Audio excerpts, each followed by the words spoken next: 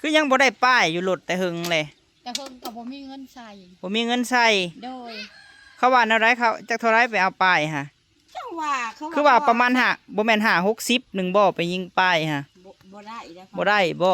จักปีแหละรถเจ้านี่ฮะเข้ามาให้เด้อโดยเป็นเงินของแม่บิ่งกับพ่อเพชรนั่นแหละโดยเป็นอะไรอยู่ดีมีแฮงอยู่บ่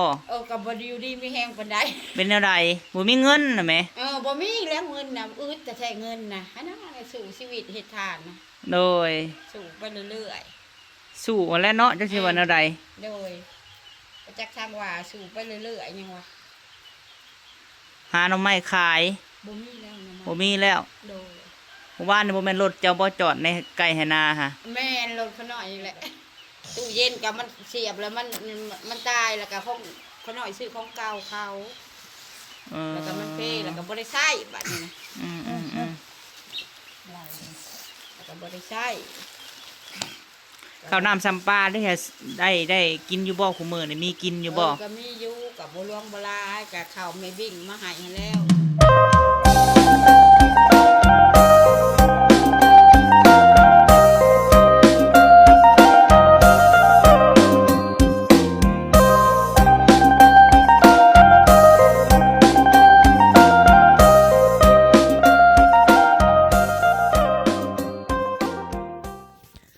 โดยกับทักไทยสบายดีพ่อแม่พี่น้อง FC ที่หักแพงเนาะบ่าวพามีสุขุสุคนเด้อพี่น้องเอ้ยเนาะพบพ่อกันบรรยากาศฝนตกจิ้มยับอยู่พี่น้องเอ้ยพายุเข้าเนาะเอาพี่น้องเอ้ยพบพ่อกันช่วงเช้ามื้อนี้เนาะบ่าวพามีเข้ามาหาครอบครัวอายานางเนาะพี่น้องเนาะหรือว่าแม่ของน้องดอนนั่นแหละพี่น้องเอ้ยน้องดอนเนาะมีทางแม่บิ่งกับพ่อเพชรเนาะเพิ่นให้ซื้อข้าวซื้อน้ำมาให้ครอบครัวแม่นางพี่น้องเอ้ยว้าโทษเนาะบ่ได้เข้ามาแต่หึง เป็นเติร์ดเดี๋ยวอันนี้ฮะโอ้สบายดีป้าอยู่ผู้เดียวใส่อ้ายไปใส่เลยไอ้ดอนไปใส่โดยสบายดีได้ไหมตู้เด้อสบายดีลูกโอ้โธ่อยู่ผู้เดียวบ่อยู่ผู้เดียวแล้วผู้ขาเนี่ยอันนั้นแหละอยากไปขอความช่วยเหลือให้แม่นี่แหละพอได้กินได้ยำเนี่ยเลยลูกมันนี่วุ้งขึ้นคำกำแก้วกะบ่มีนี่แหละโดยเกี่ยวหมากเกี่ยวพูกะใส่ลูกสาวไปใส่อะไรลูกสาวน่ะลูกสาวเพิ่นก็ไปนี่คู่มือ8-9 โมงจะมาหาเฮือนบ่ได้วนเพิ่นบ่ได้ชนน้ำแม่ดอกแม่น้องดอนค่ะบ่ไปใส่คือมีสมอยไปคู่คนล่ะบ่ไปหมดเลยไปทางบ้านบ่ไปชื่อมีผ่านเพิ่นบ่ได้แหละมีแต่เพิ่นไปอยู่คู่มือนั่นแหละโดยแม่นี่อยู่ไข่3 มื้อเลยแม่ไข่ลูกหลานนำมื้อนี้ได้เอายาป้อนให้กินหาขลุกมงองเองนี่แหละโอ้กินยาแล้วอันบ่โอ้สาวนี่ลูกสาวเนื้อนี่นั่งแม่ตาหันเพิ่นเอามาให้แม่กินยาดีขายกับยาวิตามินโดยเพราะว่าเห็นจะไปเฮือนเฮาตั้งแต่เดือนหลังเดือนก่อนหั่นเนาะจะไปดินเนาะย่างไปย่างกะเช้าไปเลยลูกอายุเท่าไรแล้วแม่ตู้เดี๋ยวนี้เจ้านะอายุแม่นะแม่นมันจะฮอด90แล้วสิฮอด90เลยโดยโอ้โดยวางเดือนอัน3 เดือน 4น้องสาวลงมายามน้องสาวแท้ๆเจ้าหั่นบ่พุลาโดยอยู่เฮือนอยู่ชานอยู่ดินอยู่ดอนอยู่ไหหน้าเฮ็ดเพิ่นนั่นมาส่งข้าวให้แม่กินเทื่อละชอบปีละชอบแล้วเถื่อชอบปีเอาเจ้าบ่ได้ขึ้นนอนอยู่เทิงบ่ซั่นเป็นตู้บ่ได้บ่ถือกันเอาเป็นอะไรคือว่าบ่ถือกันเฮาขอขึ้นได้ตู้เด้อโอ้เจ้าน่ะอยู่ตูบนี่ระวังตกได้เป็นตู้เอ้ยไผเห็นให้เจ้านี่ฮะโอ้ห้องข้าวตะกี้เพิ่นโอ้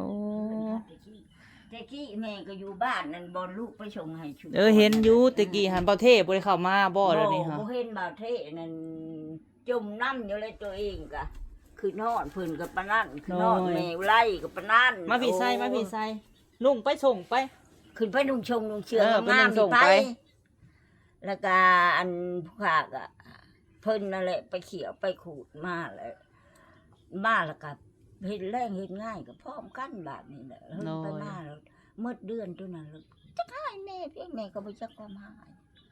แล้วก็บ่ปากบ่เว้าบ่เท่าบ่ถามหักแม่หักอยู่ไปแรง เอ้า ง่าย บัดคู่มื้อได้ซะแม่ตู้กินข้าวกินน้ำแบบไรซะ โอ้ยข้าวก็กินเทื่อละปั้น เจ้าฮะ อืม เออ เทื่อละปั้นโดย โดย ก็เว้าบ้านนี้อันเพิ่นละหายแม่ก็บ่จักทางสิเว่า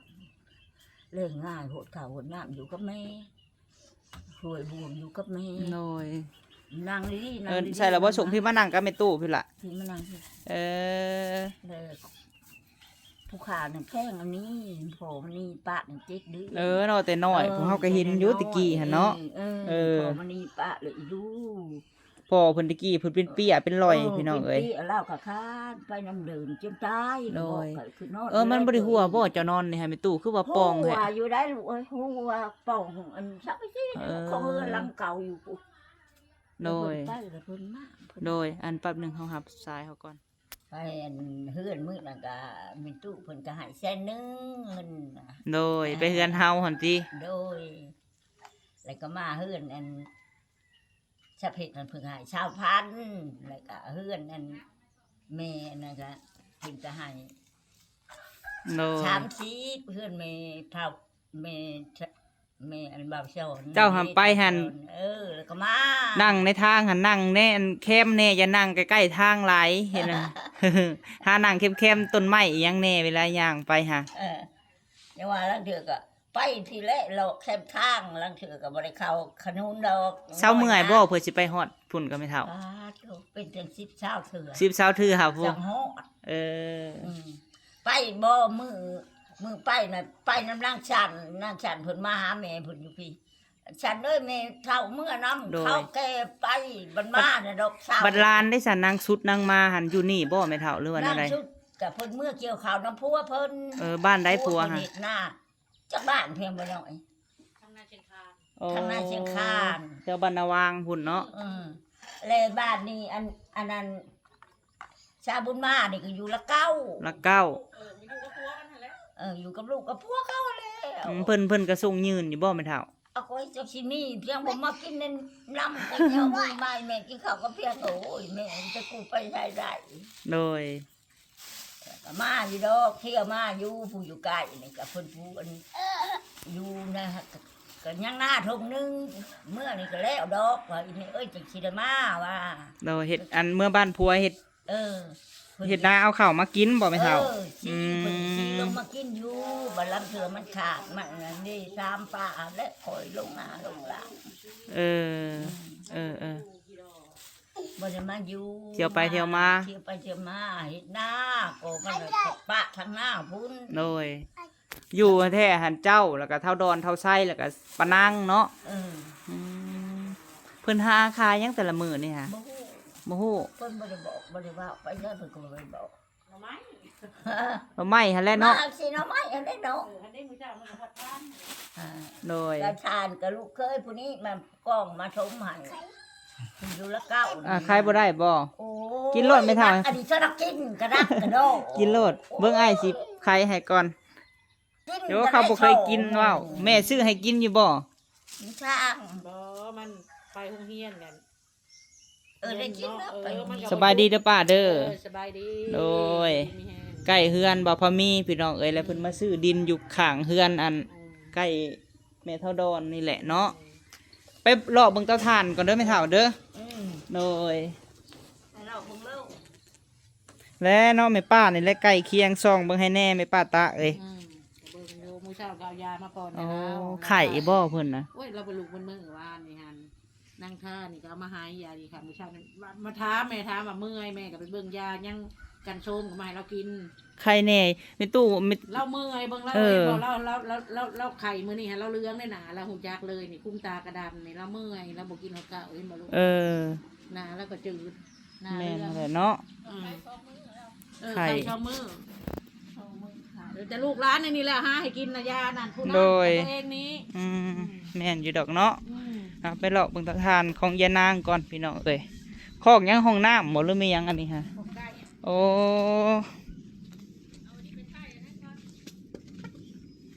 อันนี้เตาทานเพิ่นพี่น้องเอ้ย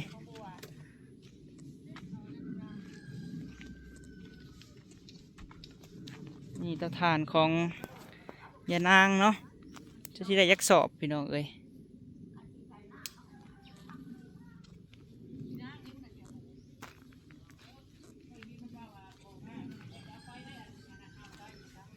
ตู้นอนอยู่ตูบนี้เพิ่นนะดังไฟก็อยู่นี่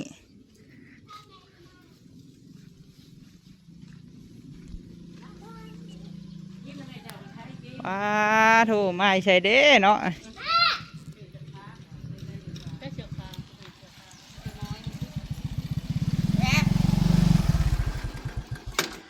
รถกระหม่อม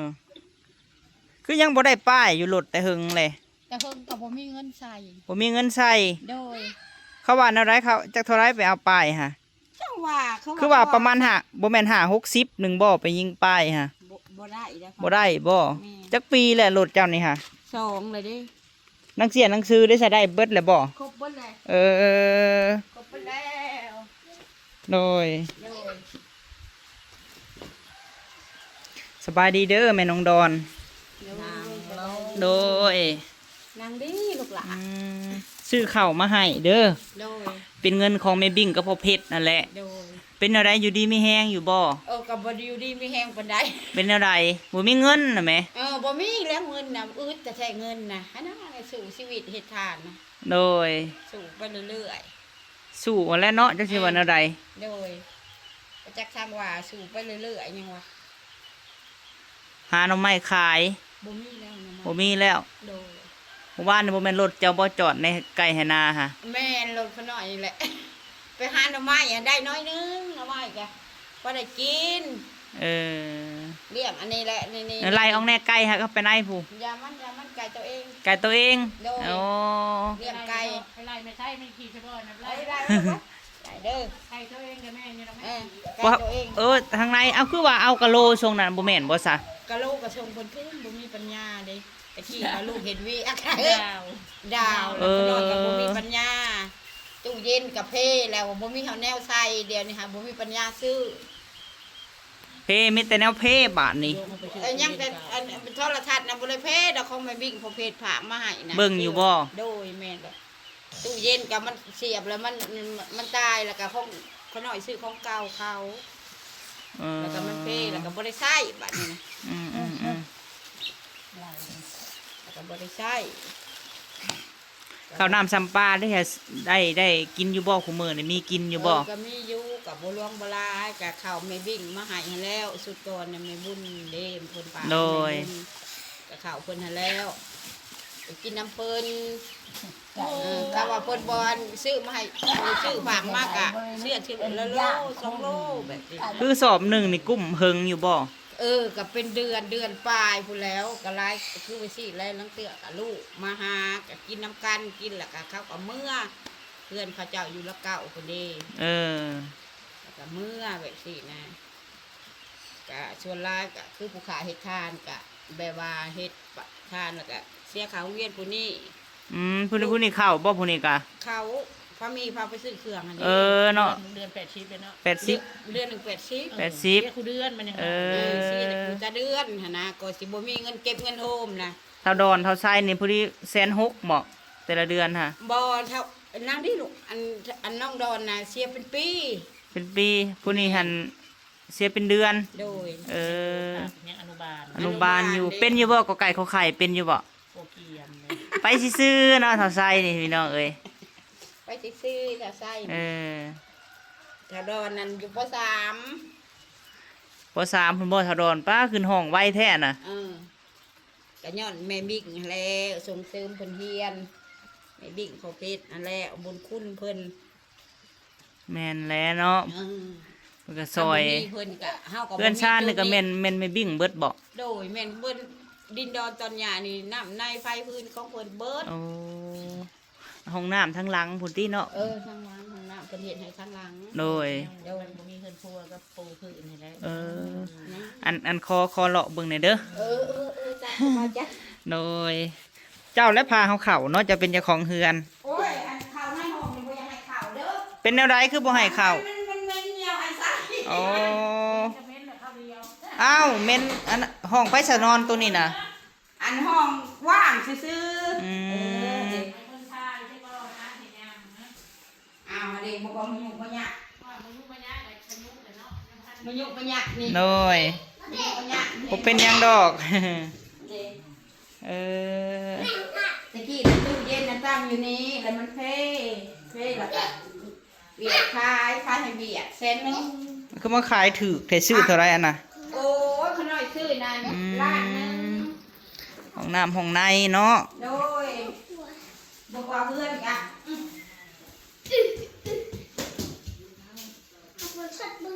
ได้โทรทัศน์ได้เบิ่งไอ้โทรทัศน์นี่แหละมันบอก โดย อืม ไปอีกอ่ะคือว่าและน้ำใน น้ำมาใส่น้ำยังอันนี้ อาการน้ำบาดาลนี่แหละ โอ้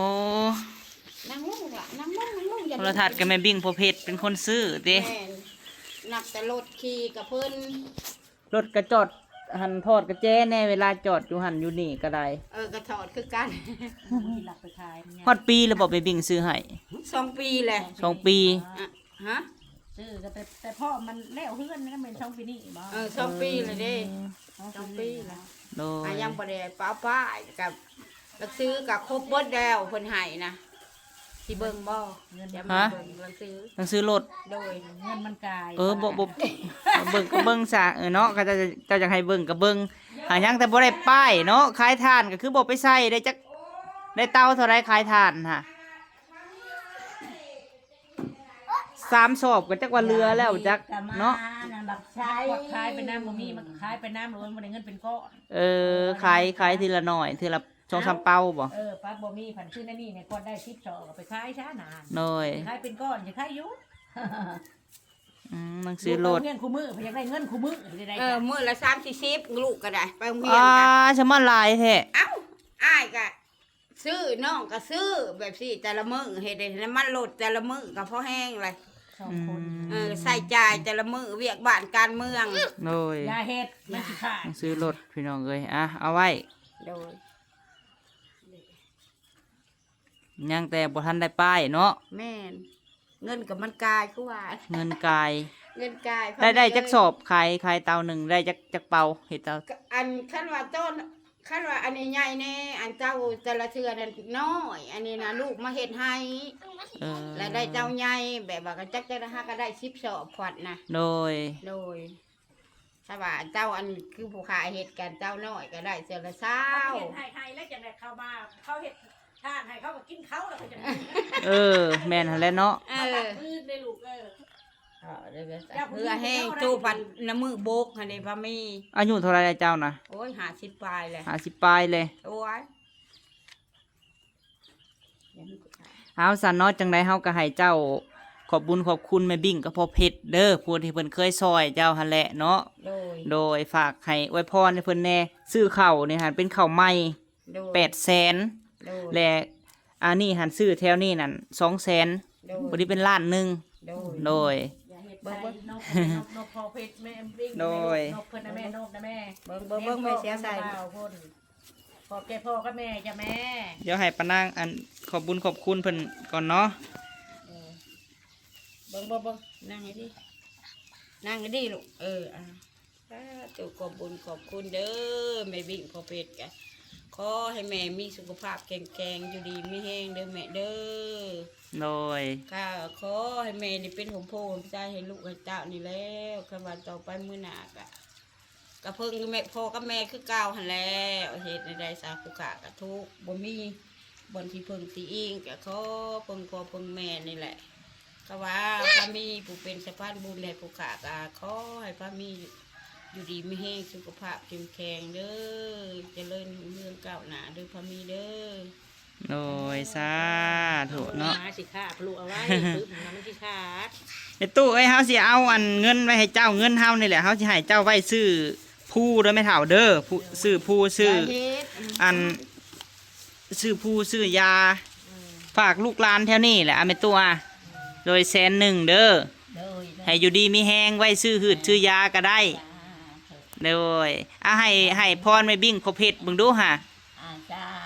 ถูกพอคนนอนแม่ดิ้งก็ให้อยู่ดีมีแห้งแล้วสุขภาพกำแข็งแห้งให้อยู่ดีมีแห้งประกุมสุ่มเย็นแล้วเบิ่งเลยนะข้อเพิ่งบุญเบิ่งคุณอยู่แล้วหาเงินหาคำก็ไล่ที่น้ำที่ทานนี่แหละ สาธุ จ้าถูกเลยนี่ เจ้าก็อยู่ดีมีแฮงบ่ได้ขอหยังหลายเพิ่นแม่บิ่งพอเพชรก็ขอให้อยู่ดีมีแฮงแม่ตู้ก็อยู่ดีมีแฮงเด้อ คุณนั่นแล้วเห็นแล้วพึ่งพระเพชรนั่นแหละไม่วิ่งแล้วจุดไข่ได้น้ำกับพึ่งนั่นแหละเอ็นได้โอ้ยไก่ไม่ใช่ เลย บ่ข้าวนี่แล้วพ่อแม่ก็ดี เอาเนาะอะไรกะสู้ๆหั่นแหละแม่ตู้เอ้ย ไปอยู่แล้ว ฮะขอเงิน เงินในใช้ชื่ออันนี้ให้เบิดแหละ เออ นั่นมันจะขี้ใช่ไหมนั่น เนาะคันน่ะสิให้มื้อ4-50ก็เฮาบ่มีเนาะก็ให้มื้อหนึ่ง5,000 10,000กินหยังก็กินหั่นแหละเนาะเฮาก็บ่มีเด้ให้ลูกไปโรงเรียนก็ได้ เงินมันบ่สำคัญดอกคันว่าอันตั้งใจห้ำใจเฮียนเนาะก็ซ้ำเฮามีหั่นแหละสิให้หลายก็บ่ได้ ไปก่อนแม่ตู้เอ้ยเมื่อก่อนเด้อบัดนี้เด้อ ให้เขาคนละ5,000 เออ โดย ดีๆนี่แห้งคนนี้เอ้ยเจ้าไม่เท่านี่แล้วนั่นเถื่อสิไปดิ่งน้ำ โดย ไปโหดน่ะ โดยกลับป้าก็เริ่มแม่นางเด้อ โดยอยู่ดีไม่แห้ง โดย ดีเด้อ ร้านนั่นแหละ สิเอาข้าวได้อยู่บ่ล่ะนี่ไปหามข้าวเดี๋ยวสิหามข้าวนํไป ไก่เยอะเลยได้กิน ไป อย่าออกใช่ ลีก มันบ่ใหญ่บ่ ไว้ใส่นี่น่ะ จ้างนี่นะลูก อ่ะ บ่แหละ ไปกลับก่อนฝนตกแหละ เขามีมือเฮิร์นเลยบ่ บ่ได้เฮาสิไปเวียก ไปต่ออีกพายุได้หรอพายุเขา โดย ในวันที่ เขาว่าสิคอยว่าสิเอาอันน่ะผากเจ้าว่ะ เอาหยัง ข้านี่แหละ โอ้บ่เป็นหยังดอกไว้ขายโลด โอ้ย โดยไปซะพี่น้องเอ้ยเนาะคลิปนี้ก็ขอบคุณทางพ่อหักแม่หักบ่าวพะมีเด้อเนาะทางมินิโซต้าต่างประเทศพุ่นแหละพี่น้องเอ้ยแม่บิ่งพ่อเพชรเนาะเพิ่นก็ให้บ่าวพะมีมามอบข้าวให้ทางครอบครัวแม่นางพี่น้องเอ้ยเนาะก็สิประมาณนี้แหละพี่น้องเอ้ยขอบคุณฝนตกแล้วไปพบพ่อคลิปหน้าพี่น้องขอให้พ่อกับแม่พบพ่อแต่สิ่งดีๆเด้อเนาะสำหรับคลิปนี้สบายดีพี่น้อง